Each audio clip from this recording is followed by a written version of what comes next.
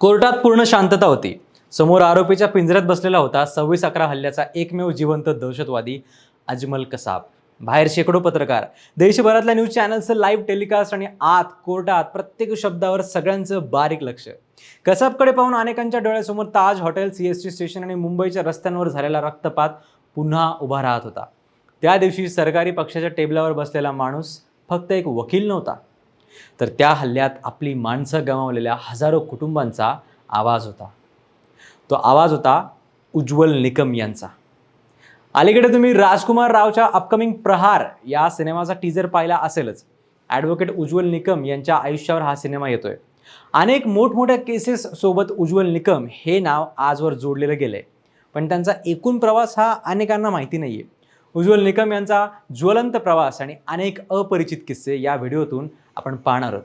नमस्कार, मी संकल्प पाटील आणि तुम्ही बघताय लगाव बत्ती. उज्ज्वल निकम यांचा जन्म 30 मार्च 1953 साली जळगाव जिल्ह्यातल्या एका सुशिक्षित कुटुंबात झाला. घरात शिस्त, शिक्षण आणि समाजाबद्दलची जबाबदारी या मूल्यांना मोठं स्थान होतं. थोडक्यात समाजभानाचं बाळकडू त्यांना घरातूनच मिळालं.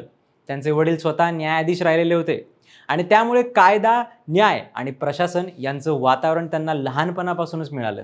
शालेय शिक्षण जळगावमध्येच पूर्ण झाल्यानंतर त्यांनी लॉचं शिक्षण घेण्याचा निर्णय घेतला. शिक्षण पूर्ण झाल्यानंतर त्यांनी 1979 साली जळगाव कोर्टात त्यांचं करिअर सुरू केलं.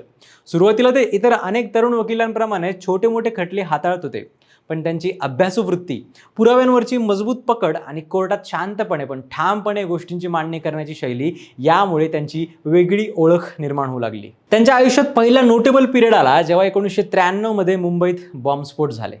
या साखळी बॉम्बस्फोटाने देश हादरून गेला होता. काही मिनिटांच्या अंतरातच मुंबई शहरातल्या अनेक भागांमध्ये स्फोट झाले होते. शेकडो लोकांचा मृत्यू झाला आणि हजारो लोक जखमी झाले. हा भारताच्या इतिहासातल्या सर्वात मोठ्या दहशतवादी हल्ल्यांपैकी एक होता. या प्रकरणात उज्ज्वल निकम यांना विशेष सरकारी वकील म्हणून नियुक्त करण्यात आलं. यावेळी सरकारी बाजू मांडताना उज्ज्वल निकम राष्ट्रीय पातळीवर चर्चेत आले. या खटल्याने त्यांना देशभरात ओळख मिळवून दिली. त्यानंतर त्यांनी अनेक गाजलेल्या खटल्यांमध्ये सरकारचं प्रतिनिधित्व केलं. प्रसिद्ध संगीत सम्राट गुलशन कुमार हत्या प्रकरण, प्रमोद महाजन हत्या प्रकरण, पत्रकार ज्योतिर्मय डे हत्या प्रकरण, पुण्यातलं जर्मन बेकरी बॉम्बस्फोट प्रकरण आणि इतर अनेक संवेदनशील खटल्यांमध्ये त्यांनी सरकारी बाजू मांडली. आणि यामुळेच कठीण आणि चर्चेतली प्रकरणं हाताळणारा सरकारी वकील म्हणून त्यांची इमेज जास्त मजबूत होत गेली. पण त्यांच्या करिअरमधलं सर्वात मोठं प्रकरण ठरलं ते म्हणजे 26/11 मुंबई दहशतवादी हल्ला. 26 नोव्हेंबर 2008च्या रात्री काही तासातच मुंबईचं चित्र बदललं होतं. सीएसटी स्टेशनवर निष्पाप प्रवाशांवर गोळीबार झाला.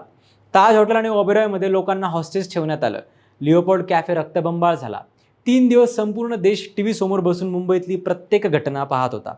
या हल्ल्यात एकमेव जिवंत पकडला गेलेला दहशतवादी होता अजमल कसाब. कसाब विरोधातला खटला हा फक्त एका आरोपी विरोधातला खटला नव्हता. तो भारताच्या न्याय व्यवस्थेची, तपास यंत्रणांची आणि कायद्यावरच्या विश्वासाची परीक्षा होती.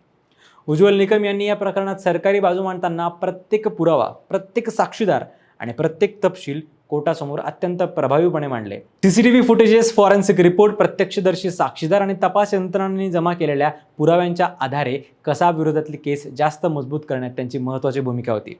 शेवटी कसाब दोषी ठरला आणि त्याला फाशीची शिक्षा सुनावण्यात आली. या खटल्यानंतर उज्ज्वल निकम हे नाव देशातल्या प्रत्येक घरापर्यंत पोहोचलं. आपल्या 30 वर्षांच्या कारकिर्दीत निकम यांनी 628 जणांना जन्मठेपेची आणि 37 जणांना फाशीची शिक्षा मिळवून दिली. त्यांच्या कारकिर्दीत त्यांनी शेकडो महत्त्वाच्या केसेसमध्ये सरकारची बाजू मांडली. अनेक आरोपींना शिक्षा झाली आणि अनेक संवेदनशील प्रकरणांना न्याय मिळाला. सरकारी वकील म्हणून त्यांचं काम फक्त कोर्टरूम पुरतं मर्यादित नव्हतं, तर न्याय व्यवस्थेवरचा लोकांचा विश्वास टिकून ठेवण्यात सुद्धा त्यांचा मोठा वाटा होता. त्यांच्या याच योगदानाची दखल घेत भारत सरकारने 2016 मध्ये त्यांना पद्मश्री पुरस्काराने सन्मानित केलं. अनेक वर्ष कोर्टात सरकारी वकील म्हणून काम केल्यानंतर उज्ज्वल निकम यांनी 2024 मध्ये सक्रिय राजकारणात प्रवेश केला. भारतीय जनता पक्षाने त्यांना मुंबई उत्तर मध्य लोकसभा मतदारसंघातून लोकसभा निवडणुकीसाठीची उमेदवारी दिली. देशातल्या दहशतवाद विरोधी आणि संवेदनशील खटल्यांमध्ये सरकारची बाजू प्रभावीपणे मांडणाऱ्या चेहऱ्याला राजकारणातही पाठिंबा मिळेल अशी अपेक्षा व्यक्त केली जात होती. निवडणुकीत त्यांच्यासमोर काँग्रेसच्या वर्षा गायकवाड यांचं आव्हान होतं. चुरशीच्या लढतीनंतर उज्ज्वल निकम यांना पराभव स्वीकारावा लागला आणि वर्षा गायकवाड यांनी सुमारे 16,000 मतांच्या फरकाने विजय मिळवला. पण या पराभवानंतरही त्यांच्या पब्लिक इमेजवर फारसा परिणाम झाला नाही. आजही बहुसंख्य भारतीयांच्या मनात त्यांची ओळख राजकारणी म्हणून नाही, तर भारतातले सर्वात चर्चित आणि विश्वासार्ह सरकारी वकील म्हणूनच कायम आहे. आणि आता त्यांच्या आयुष्याचा हाच प्रवास मोठ्या पडद्यावर येतोय. राजकुमार राव अभिनीत प्रहार हा सिनेमा फक्त एका व्यक्तीची बायोपिक नाही आहे. तो एका अशा माणसाची गोष्ट सांगणार आहे ज्याने दहशतवाद, गुन्हेगारी आणि प्रचंड दबावाच्या वातावरणात सुद्धा न्यायव्यवस्थेवरचा विश्वास कायम ठेवला. या सिनेमात राजकुमार राव, उज्ज्वल निकम यांच्या भूमिकेत दिसणार आहे. तर आशिष विद्यार्थी, जयदीप अलावत, सिकंदर खेल आणि वामिका गब्बी हे कलाकार सुद्धा सोबत असणार आहेत. विशेष म्हणजे आपला ललित प्रभाकर या सिनेमात अजमल कसाबच्या भूमिकेत दिसणार आहे. मॅड डॉग फिल्म्सने या सिनेमाची निर्मिती केली आहे आणि या सिनेमातून उज्ज्वल निकम यांच्या प्रवासाला मोठ्या पडद्यावर मांडलं जाणार आहे.